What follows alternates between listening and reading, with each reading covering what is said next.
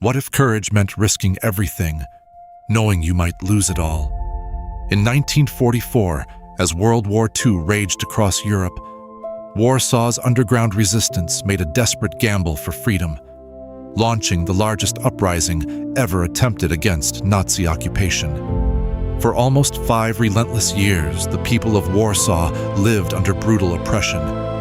Executions, deportations, starvation, and the constant threat of annihilation.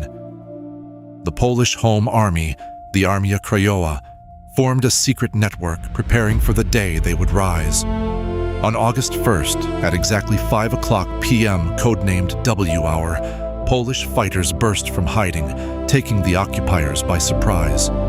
Teenagers armed with pistols, teachers wielding homemade grenades, and scouts racing through the city as couriers, all united by a singular hope: liberation before the Soviets arrived.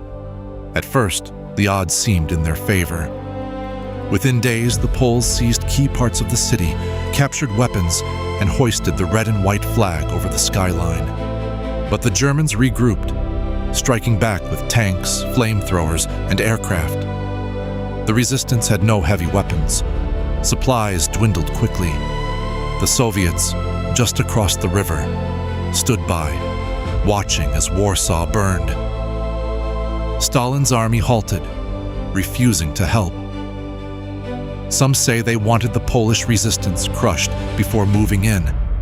Across 77 days, the battle raged block by block, room by room.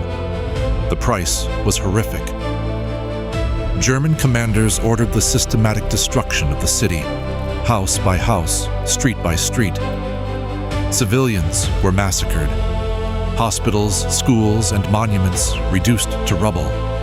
Yet the people held out, transmitting secret radio messages to London, constructing makeshift hospitals deep underground, and inventing new ways to survive with barely any food or clean water. Child fighters became legends. Messenger girls like Leah, called the Warsaw Sparrow, darted between firefights while snipers watched the rooftops.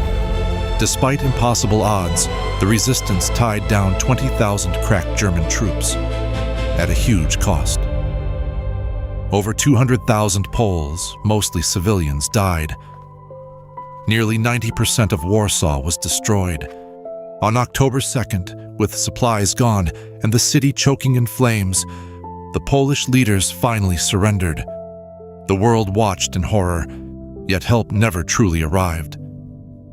Allied planes dropped scarce supplies, but most were seized by Germans.